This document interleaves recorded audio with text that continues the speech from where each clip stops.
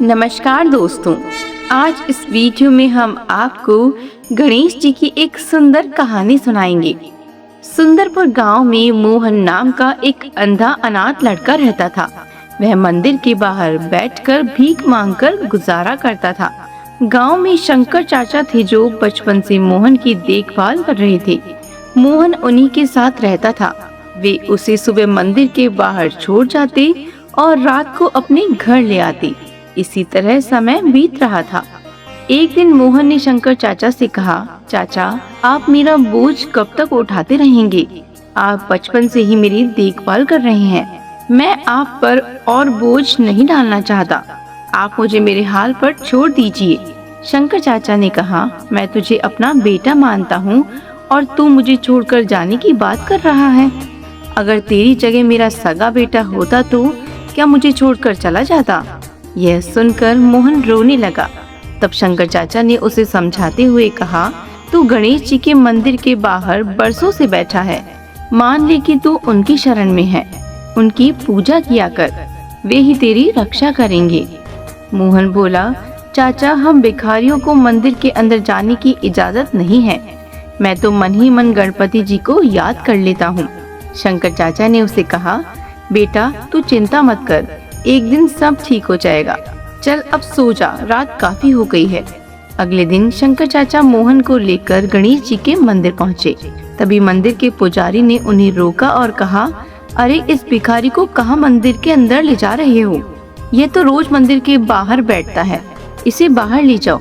शंकर चाचा ने कहा, क्या भिखारी इंसान नहीं होते? क्या उन्हें पूजा करने का हक नहीं होता? तुम कौन होते हो इसे पूजा करने से रोकने वाले? इस पर पुजारी नाराज हो गया और उन्हें मंदिर से बाहर निकाल दिया। तब मोहन ने कहा, चाचा, रहने दो, मैं यहीं से भगवान की पूजा कर लूंगा। आप मेरे लिए झगड़ा मत करो। कहीं पुजारी ने गुस्से में मुझे मंदिर के बाहर बैठने से भी रोक दिया तो? यह कहकर मोहन अपनी पुरानी जगह जाकर बैठ गया। शंकर चाचा वापस अपने घर चले गए। मोहन बैठकर भीख मांग रहा था। तभी उसे किसी के रोने की आवाज सुनाई दी। उसे लगा कोई बच्चा रो रहा है। उसने टटोलते हुए पूछा, तुम कौन हो और क्यों रो रहे हो? बच्चे ने कहा, मुझे भूख लगी है और मंदिर के पास की दुकान में बहुत अच्छे लड्डू रखे हैं, लेकिन मेरे पास पैसे नहीं है। मोहन बोला, कोई बात नहीं, तुम मेरे पैसे लेकर लड्डू खरीद लो। यह कहकर उसने अपने पैसों में से 5 रुपए दे दिए। कुछ देर बाद वो बच्चा आया और बोला, मैं लड्डू लाया हूँ, एक आप खा लो। मोहन बोला, नहीं, तुम दोनों लड्डू खा लो। तुम्हारा नाम क्या है? बच्चे ने कहा, मेरा नाम गगन है। मेरा घर पास ही है। मेरे माता पिता सुबह काम पर चले जाते हैं, तब मैं मंदिर में खेलने आ जाता हूँ। यह कहकर वह वहाँ से चला गया। अब रोज गगन आता, मोहन उसे 5 रुपए देता और गगन लड्डू खाकर चला जाता। एक दिन गगन ने पूछा, तुम मुझे रोज 5 रुपए देती हो, कभी मना नहीं करते? मोहन बोला, गगन, मैं गणेश जी को लड्डू का भोग लगाना चाहता हूँ, लेकिन हमें मंदिर में नहीं जाने देते। जब तुम लड्डू खाते हो तो मुझे लगता है जैसे गणेश जी खुद मेरे पास आकर भोग ले रहे हो। तुम रोज आया करो, मैं तुम्हारा इंतजार करूँगा। समय बीतता गया। एक दिन गगन ने कहा, अब मैं तुमसे मिलने और लड्डू खाने नहीं आ सकूंगा। मेरे माता पिता दूसरे गांव जा रहे हैं। यह सुनकर मोहन रो पड़ा और बोला, मैं तुम्हारे बिना नहीं रह सकता। मैं देख तो नहीं सकता, लेकिन जब मैं तुम्हें 5 रुपए देता हूँ तो मुझे ऐसा लगता है जैसे गणेश जी मेरे सामने लड्डू खा रहे हो। तुम मुझे छोड़कर मत जाना, वरना मैं भी नहीं जी पाऊंगा। गगन बोला, अच्छा ठीक है, तुम मेरे साथ मेरे घर चलो। मेरे माता पिता से बात कर लेना। अगर वे मान गए तो मैं रोज तुम्हारे पास आता रहूंगा। मोहन उसके साथ चल पड़ा।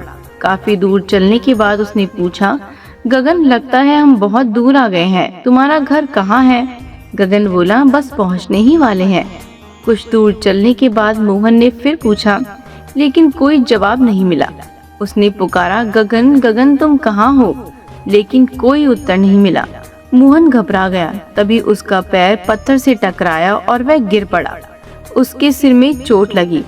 तभी उसने आंखें खोली और देखा कि सामने गणपति जी खड़े हैं।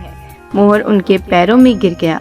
गणेश जी ने कहा, मोहन, तुझे मंदिर में आने नहीं दिया गया, इसलिए मैं रोज तेरे पास लड्डू खाने आता था। इतने गरीब होने के बावजूद तूने मुझे हर दिन भोग लगाया। आज से तू गरीब नहीं रहेगा, तेरा घर धन दौलत से भर जाएगा और कोई तुझे मेरे दर्शन करने से नहीं रोक सकेगा। यह कहकर भगवान अंतर्ध्यान हो गए। मोहन की आंखों की रोशनी लौट आई। जब वह अपने घर पहुंचा तो उसने देखा कि एक कोने में सोने, चांदी और रुपयों के ढेर लगे हैं।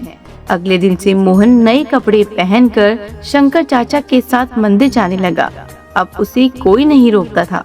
वह पूरे मन से भगवान की पूजा करता था।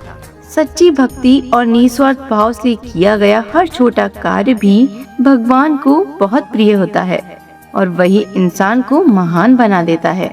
हे गणेश जी महाराज, जैसी कृपा आपने मोहन पे करी वैसी सब पे करना, सभी की मनोकामना पूर्ण करना।